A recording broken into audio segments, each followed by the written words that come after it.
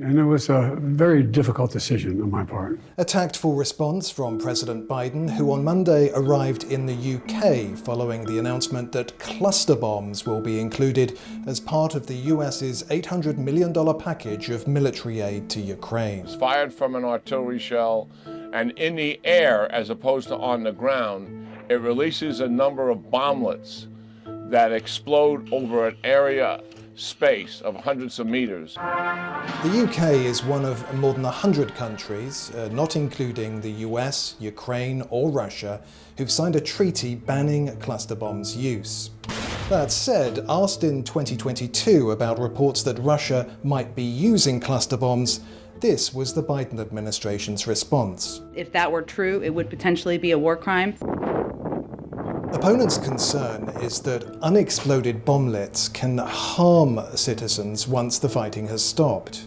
The higher the percentage of unexploded bombs, or dud rate as it's come to be called, the greater the menace.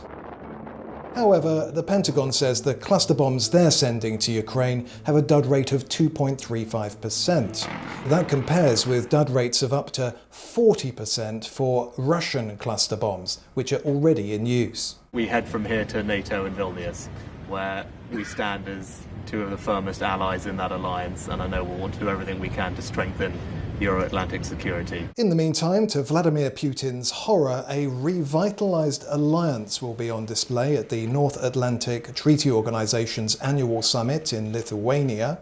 The arms supplies and domestic transformations may have been sluggish at times, but real progress is evident. The new defense investment figures we released today for defense investments in 2023 are encouraging. They are positive.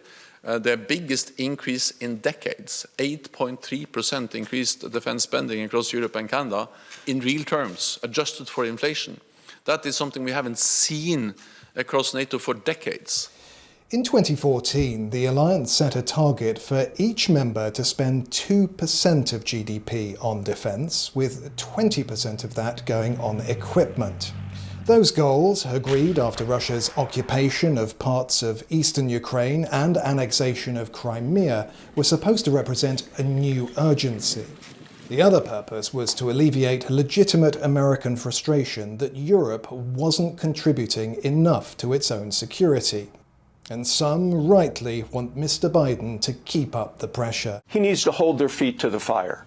500 days into the war, of all the money that's been contributed, the United States has doubled what all other NATO countries have done combined. We expect this year 11 allies to meet the 2% guideline, which is significantly more than when we made the guidelines in 2014.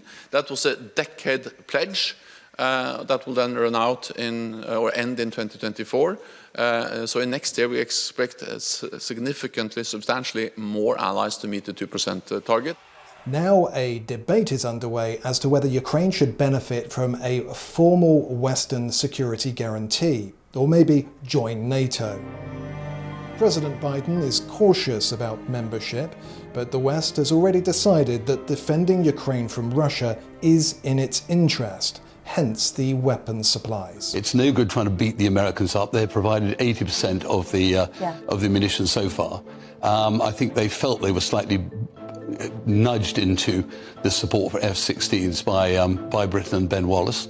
I think it was the right thing to do. New NATO leadership will set the tone on these questions when Jens Stoltenberg steps down as Secretary General of NATO in 2024, having already done an additional year on the role.